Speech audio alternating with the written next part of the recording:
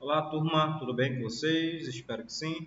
Vamos lá dar continuidade ao assunto do capítulo 5 do livro de vocês, onde nós estudamos em aulas anteriores, aula passada, sobre a formação, das rochas, rochas magmáticas, rochas sedimentares, rochas metamórficas. E a aula de hoje também tem a ver ainda com rochas, mas principalmente as rochas sedimentares, porque é a partir do processo de sedimentação é que se forma um registro fóssil. Então, a aula de hoje já praticamente para finalizar este capítulo 5 e resolver algumas atividades do livro.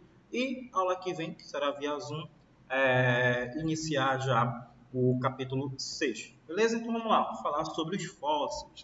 Os fósseis, eles são que, restos, marcas e vestígios, de seres vivos que existiram no passado e deixaram sua atividade marcada. Pode ter sido lá pela estrutura óssea, pelo resto, pode ter sido pela marca, uma pegada, um registro lá numa parede, um solo, os seus vestígios, a marca que eles passaram naquele local. Quem foi no Nordeste, esqueci onde é, no Ceará, que tem pegadas de dinossauro, você tem vestígios, marcas de que os dinossauros passaram por lá. Então aqui, você tem um resto, um dinossauro inteiro, dentes aqui, de outros que acabaram petrificando, passando pelo processo de fossilização e deixando seu resto. Você tem marcas, aqui, a folha, uma pedra, numa rocha, aqui, uma concha.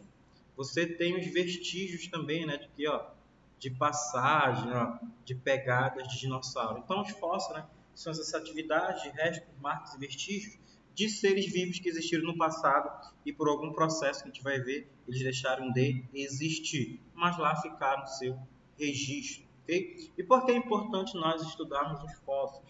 Porque os fósseis, eles permitem, que a gente estude, saiba por que eles entraram em extinção e permite também nós compreendermos o nosso seres vivos que hoje existem. Tá? Abri uma porta aqui, eu me desconcentrei, mas voltando. Tá? Porque permite que a gente estude as espécies que hoje existem e também compreender se elas poderão entrar em extinção devido ao modo lá que elas entraram. E como aquelas espécies de fósseis entraram em extinção? Por quê? O que ocasionou? Será que aqueles fenômenos que aconteceram no passado poderá acontecer hoje? Então vamos estudar esses meios e nos prevenir, tentar preservar essas espécies, algo que não está muito acontecendo.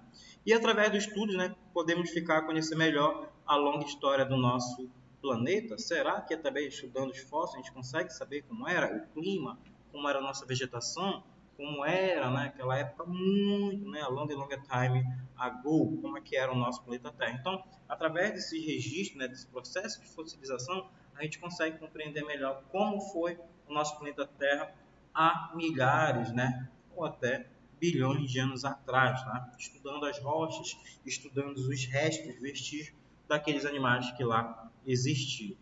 E a fossilização é um conjunto de fenômenos físicos, ficou errado aqui, fenômenos físicos e químicos que permitem a formação de fósseis. Tá? Tem essa charge aqui, ela está mostrando, ela está identificando aqui o registro de um fóssil. Claro que eu não vou correr dessa forma aqui, colocando pedra sobre pedra, fazendo igual como fosse um sanduíche e fazendo com que ficasse o registro desse dentes de sábio. Não foi dessa forma, foi principalmente lá pelo processo de sedimentação. Mas aqui é só uma charge para mostrar lá da época da idade da caverna, como se fosse um processo de fossilização. E quais foram as condições que permitiram a processo de fossilização?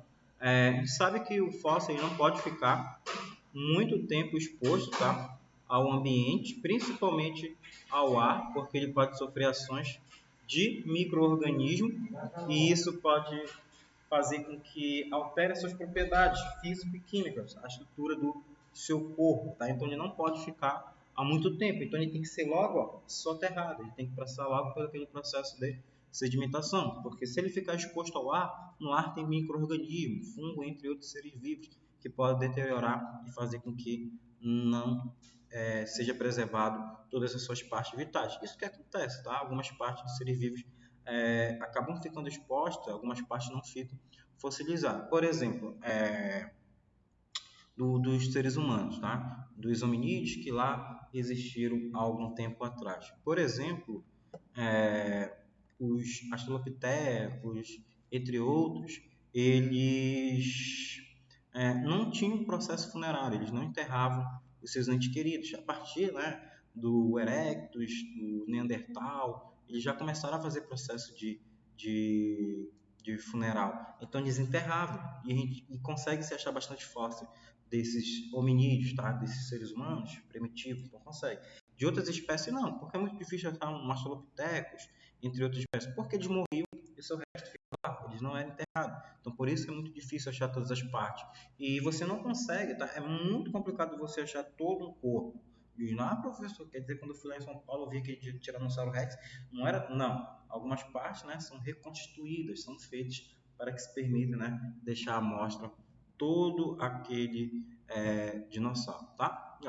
E terá que ser rapidamente enterrado, né, sobre sedimentos ou um outro meio protetor, tá, que faz com que conserve. Lembre-se, as partes moles aqui, as partes orgânicas, nossa pele, cabelo, nossos olhos, né, as nossas vísceras, elas entram em decomposição. Vai sobrar só o osso. Você já deve ter visto um osso de animal morto por aí e viu, né, que está só o esqueleto dele. Então as partes orgânicas elas deixam de existir. E os seres vivos com partes duras têm maiores, né, probabilidades de resultarem bom fósseis, tá? Como foi que eu falei para vocês. Se tiver muito parte mole, não tem como, tá? Provavelmente será muito difícil ocorrer esse processo de fossilização. Então é por isso que de animais vertebrados você encontra mais fósseis do que em vertebrados. Ele não tem, né, a estrutura óssea lá, é mais parte mole, então é muito mais complicado de você achar. Tanto é que você acha mais marcas deles, tá? E como é que acontece o processo de fossilização? Primeiro, você vai ter que ter a morte desse animal, tá?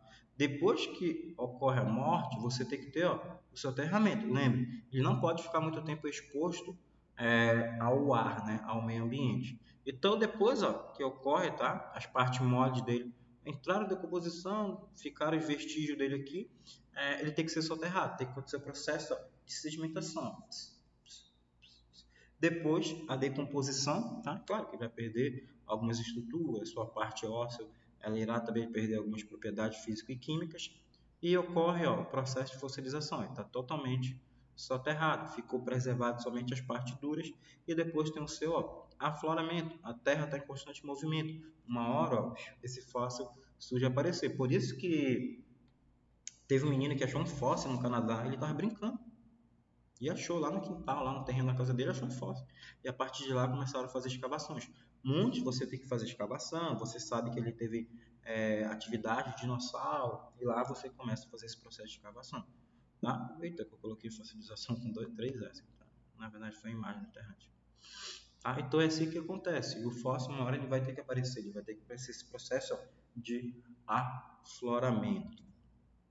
E aqui, morreu, começa a sedimentar, a camada sobre camada está sendo enterrado, e depois pode ter um desgaste do solo, e os paleontólogos, né, que vão trabalhar aqui, né, que faz o estudo desse registro fóssil, vão conseguir achar essas partes duras e assim, né, estudar, ver quais as propriedades, ver como ele morreu, por que ele morreu.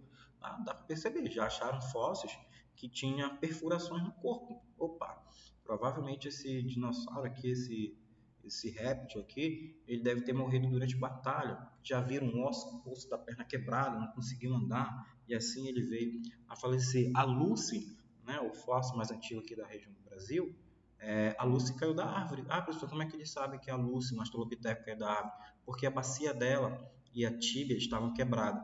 Provavelmente ela caiu de uma altura alta. Lembre-se, há muito tempo atrás, vocês vão estudar isso lá no 7º ano, processo evolutivo, e também a gente vai falar do criacionismo, tá? Dos pontos de vista. Fala-se que as espécies elas viviam em árvores, não viviam, né, no solo, eram arbovívoros. Viviam em árvores, tá? Então elas não estavam no topo da cadeia alimentar, elas ficavam mais em árvores. Então, para se proteger dos répteis, entre outros carnívoros lá que existiam, né, caninos, entre outros, eles tinham que viver em árvores, não precisavam. Se eles vivessem no solo ou em cavernas, poderiam ser atacados se não tivesse ainda o manuseio do fogo. Então a Lucy, ela caiu, não tinha manuseio do fogo ainda na Pastorotec, então ela caiu da árvore, ela quebrou a bacia e quebrou também a tíbia, tá? Aqui na canela dela. Então isso eles conseguem identificar como, por exemplo, um dinossauro, um ser vivo, lá no passado ele deixou de existir. E quais são os tipos de fossilização? Eu tenho a mumificação ou a conservação total. A mumificação e conservação total é do Ambar, lá do Jurassic Park, né? Lá dos primeiros filmes, que a partir do DNA, né, do mosquito lá, eles retiraram e começaram, né, a produzir os dinossauros, né, em laboratório, né, em ovo lá fizeram e começaram, né, a ter lá aquele filme, né, uma viagem, mas não é dessa forma, tá? E olha, o que acontece aqui no processo de mumificação? Preservação das partes duras e moles do ser vivo, inseto ambar, né, ó, mamute preservado no gelo, que foi o fóssil vivo. Um fóssil vivo não, né? Foram fósseis totalmente das suas estruturas preservadas, tá? Então tem um mamute lá, filhote, né? Tem um grande e um pequeno, e ele foi totalmente preservado, todas as suas partes, moles e partes duras, porque ele foi congelado, ele morreu congelado, numa época glacial. Eu tenho a mineralização, que é a substituição das partes do ser vivo por substâncias minerais. Tá? Um exemplo aqui, ó, tronco de árvore petrificado, um fóssil, um osso, né, petrificado. A moldagem é a forma do corpo ou parte do corpo do ser vivo que fica marcado nas rochas. Um exemplo aqui, ó, molde interno, né, do externos e internos dos trilobitas, tá? Que existiram muito tempo atrás. Tá? Parecia um besourinho assim, bem pequenininho, um invertebrado. Deixaram aqui, ó, seu registro, marcas, né, modelagem de folhas, entre outros seres que deixaram, tá, o seu registro. E também daqui, ó, como marcas, né, eu tenho vestígio da atividade de seres vivos, pegadas, né? Eu tenho ovos e outros excrementos que foram deixados. Olha aqui, ó, uma pegada, eu tenho ovos e tem também até cocô, até algumas fezes fossilizam. E assim eles conseguem saber, estudando essas fezes fossilizadas, qual era o hábito alimentar daquele animal. Eles conseguem, eles estudam, tá, as propriedades lá que ainda foram conservadas naquelas fezes. Tá? E a importância dos fósseis permite reconstruir a história da Terra, conhecer a idade relativa das rochas, né, principalmente lá utilizando o carbono 14, tá? Porque o carbono 14 ele consegue fazer a identificação, mas tem que ser totalmente fechado. Tanto é que ele pega assim, quanto mais profundo, geralmente eles fazem calotes polares entre as regiões, quanto mais profundo for, né, que é a quantidade de carbono que está disponível, eles conseguem analisar. Mas não só isso, tem outras técnicas também, mas o que mais utiliza é o carbono 14 para identificar o período, né, o tempo das rochas. Conhecer as características da fauna e da flora do passado, conhecer a evolução dos seres vivos e reconstrução dos ambientes do passado, né, os paleoambientes, você saber como era aquele ambiente, né, muito tempo atrás, por exemplo, saber lá dos grandes vegetais, que tinham grandes samambaias, grandes briófitas, né, que hoje a gente sabe que samambaias são pequenas, maior que tem um xaxim, né, que é um pouquinho maior, parece um coqueiro bem pequenininho. Tá? Então a gente consegue identificar como era a estrutura, né, consegue identificar como era a vegetação, o clima naquela época, tá? Através do estudo dos fósseis. Tá? E os fósseis em transições, tá? Eu tenho aqui, por exemplo, ó, um bem importante, tá? Que é o Archaeopteryx, que fala que foi, né, que mudou totalmente de um réptil, né, para uma ave, ó, tá? Porque ele tinha pena, não tinha escama. Tanto é que o Archaeopteryx, né, ele tem que ser colocado num processo naturalista, né, evolucionista, com o elo perdido, porque eles falam que os dinossauros não entraram em extinção, né, migraram para aves, tá? E ó, os fósseis que possuem características de dois grupos de organismos, né, permitem estudar a evolução dos seres vivos, né? Aqui, ó, a babatana caudal, né, um peixe, patas e pulmões primitivos, por exemplo, em anfíbios, que eram estruturas que estavam presentes lá nos dinossauros, né, de transição. Por que, professor, transição? Ah, ó, isso aqui vivia no ambiente terrestre, o Archaeopteryx, e ele corria muito, ele batia as asas e conseguia planar e voar algumas distâncias. E como eu falei para vocês, ó, parecido com o Velociraptor, mas ele possuía penas, não escama. Aqui, ó, o Ichthyostega, tá? Ele tinha um pulmão primitivo, ele tinha aqui, ó, a cauda, né? A babatona caudal, e ele era de transição, ele ficava no ambiente aquático e no ambiente terrestre, ele não conseguia ficar totalmente no ambiente terrestre. Igual os anfíbios, você vai estudar.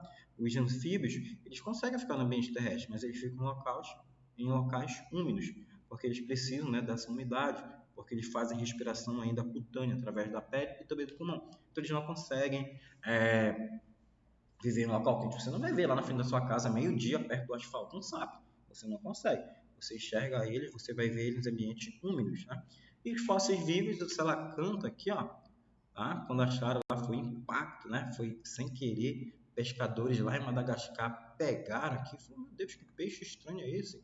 E a partir daí tiveram registro, começaram a estudar, opa, isso aqui é um selacanto. Só tinha fósseis dele. A gente nunca tinha achado esse peixe. E a partir, né? Por isso que é chamado fóssil vivo, porque antigamente só tinha fóssil, eu não sabia que ele existia, mas depois que acharam em Madagascar, pescadores veio na rede, descobriram que ainda existem, que ainda estão vivos. Quantas espécies que estão no fundo do mar aí não deve ainda existir, tá?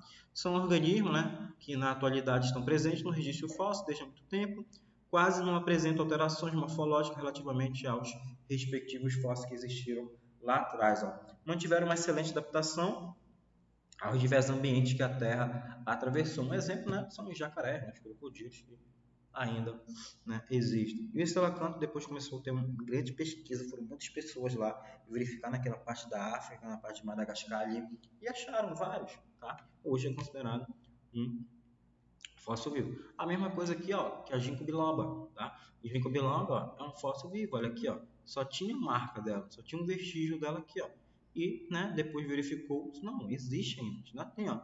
Que foram encontrados fósseis dessa espécie vegetal com cerca de 270 milhões de anos atrás, ó. Então, são espécies que existem, ó, há mais de 300 milhões de anos aqui no nosso planeta Terra e que manteram as mesmas características. Por quê? Como, né? Ainda há estudo para saber como é que ocorre esse processo de desenvolvimento, reprodução, como é que ela consegue se adaptar ao ambiente, tá? E aqui ainda você tem Náutilo, né? O Náutilo que se crê que existe, né, há cerca de 500 milhões de anos, ainda vive nos oceanos Índico e Pacífico e apresenta muito pouca diferença dos seus registros fósseis, porque já encontraram do Náutilo aqui, ó. Lá no início do slide eu mostrei para vocês um vestígio, né, das suas conchas. Então, ó, cara, não parece um cocôzinho, né? Mas, ó, ainda é, tá? É um dos que são mais antigos. Como eu falei para vocês, o selacanto, né, habita pequenas zonas, né, junto às ilhas de Camarões e outras na costa da Comores, né, e outras na costa da Indonésia, que fica lá perto, né, continente africano. O primeiro selacanto vivo foi descoberto em 1938 e crê-se que existe ainda cerca de 900 milhões de anos, né, que ele está vivo lá, ó, há 900 milhões de anos, há muito tempo atrás, ó, há muito tempo, quase 1 bilhão, né, pegando a idade da Terra, né, tempo de 4,5 bilhões de anos dessa existência. Olha o fóssil dele aqui, ó. E olha ele aqui, no fundo do oceano. E aqui, ó, fóssil, né, no seu ambiente. O fóssil de um ser vivo que vive em condições ambientais muito restritas, o que acontece aqui, ó? Permitem, tá? Que são condições difíceis, né, de se existir e permitem reconstruir os ambientes que, no passado, as rochas se encontravam foram geradas. Como essas rochas foram geradas? Porque elas estavam em ambiente restrito. Como aconteceu aquele processo de formação daquelas rochas? Tá? Processo através de formações vulcânicas, processo de modificação de rocha através do clima, né? Como é que aconteceu? Informa também sobre as condições ambientais e as variações climáticas e condições no meio, né, através do tempo. Então, isso é importante saber, ó, como eles viviam em situações restritas. Pode ser condições climáticas favoráveis, desfavoráveis, pouco oxigênio, muito oxigênio, né? Então depende lá do ambiente, numa caverna, tá? Em ambiente difícil, isso permite com que você saiba como era o clima naquela época, né? Como eram as condições ambientais, né, naquela época e você descobrir ao longo do tempo como foi mudando no nosso planeta Terra, né? E aqui, ó, os fatos serem vivos com ampla distribuição geográfica, mas, né, que existiram na Terra num curto período de tempo, né, antes de se extinguirem, né? Principalmente os trilobites aqui, ó, eles não viveram muito tempo, tá?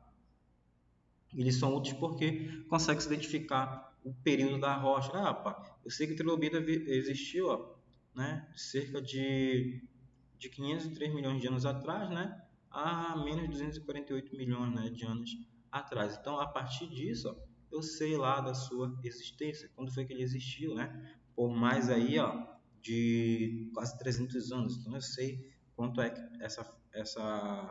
essa rocha tem de idade, mais ou menos, tá? E aqui, ó, a escala de tempo, né, geológica no modelo naturalista e também no modelo criacionista, tá? Vamos ver como é que ocorria esse modelo de tempo. Era geológica, né, e qual foram as ocorrências? A Cenozoica, ó, cerca de 66 milhões de anos atrás, né, até hoje, ó, os tempos atuais, tá? Evolução de seres humanos, aparecimento dos primeiros primatas e diversificação dos mamíferos. Então, a partir da época cenozoica, o que aconteceu? O ser humano começou a evoluir, tá? Começou a surgir os primeiros primatas e também teve a diversificação dos mamíferos. Na era mesozoica, né, de 251 milhões de anos, né, a 66 milhões de anos atrás, cerca de 185 milhões de anos. Surgimento dos primeiros dinossauros e mamíferos e das primeiras aves e plantas com flores, né, as angiospermas, que elas foram as últimas vegetais a surgirem. Primeiro foi lá as briófitas, pteridófitas, e quem dominou a terra em vegetal foi as angiospermas, que elas conseguiram se adaptar ao ambiente. Mas quem teve maior sucesso foi as angiospermas, porque colocam flores, têm frutos e conseguem dispersar as suas sementes com maior facilidade. E também aconteceu a segunda grande extinção em massa, inclusive as dos dinossauros. A Paleozoica, de 541 milhões de anos a 250 milhões de anos atrás, né? Aparecimento dos primeiros seres vivos com conchas, peixes, anfíbios, répteis e das primeiras plantas terrestres com sementes. Tá? Aqui, ó, as gimnospermas. Primeira grande extinção em massa, né, dos animais marítimos e formação da Pangeia, né, que era o único continente. A gente viu lá no estudo de placas tectônicas, né, processo de terremoto, a gente viu como era a Pangeia depois, né, com o afastamento, né, das placas divergentes, fez com que surgissem todos os continentes que hoje existem. A pré-cambriana, surgimento dos primeiros organismos vivos, os trilobitas, né, alguns náutilos que acabaram lá surgindo. Já no ponto de vista criacionista, o que acontece? Vamos começar aqui pela pré-cambriana.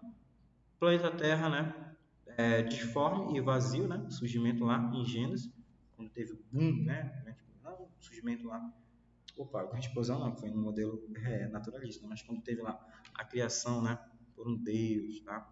O cambiano, né, criação dos elementos que compõem a Terra, né, Deus realiza o processo criativo em 6 dias e descansa no sétimo.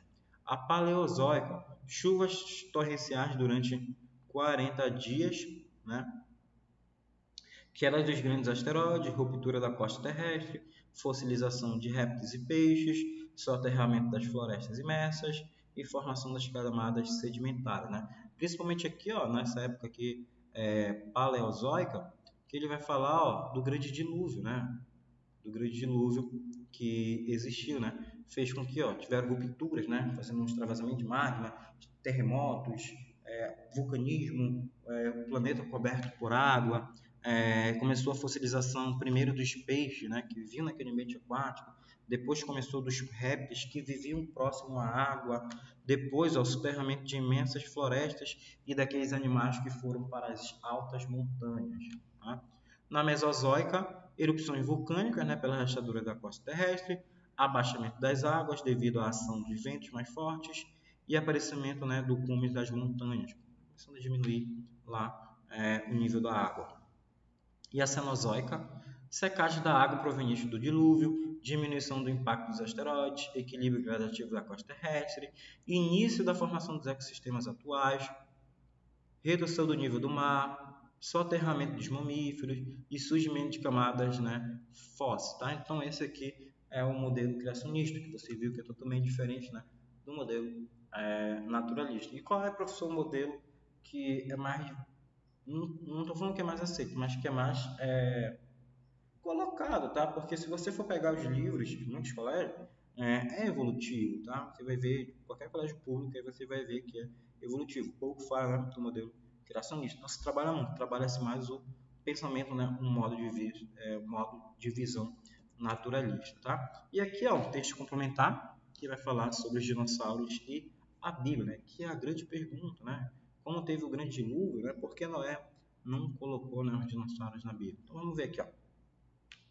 Encontra-se a descrição de um animal imenso, né? Imenso e espantoso, que vivia nos pântanos e se alimentava de plantas. A cauda dele se parecia com uma árvore, e ele era tão grande que nenhuma enchente seria suficiente para incomodá-lo. Você já ouviu falar a respeito dos animais como esse? Pois é, esse mesmo, né? Os dinossauros.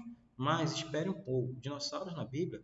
Como assim? Se a palavra nem é mencionada no texto bíblico, a resposta a essas perguntas é simples. O termo dinossauro realmente não aparece na Bíblia e nem poderia, já que ele foi usado pela primeira vez, né, no século XIX pelo paleontólogo, né, britânico Richard Owen, após a descoberta de fósseis de répteis gigantes no sul da Inglaterra. Nos últimos 150 anos, foram criadas mais de 50 hipóteses para tentar explicar o desaparecimento de dinossauro. A mais aceita, né, proposta em 1980, faz referência, né, à queda de um gigantesco asteroide, né, ou cometa na Terra.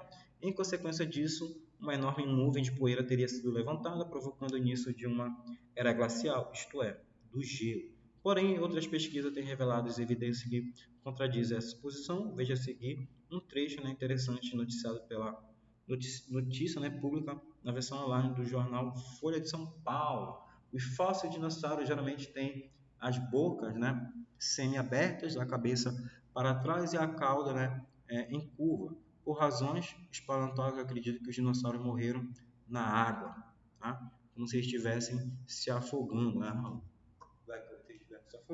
Mas pode ser também, ó, pela falta de ar no ambiente, né?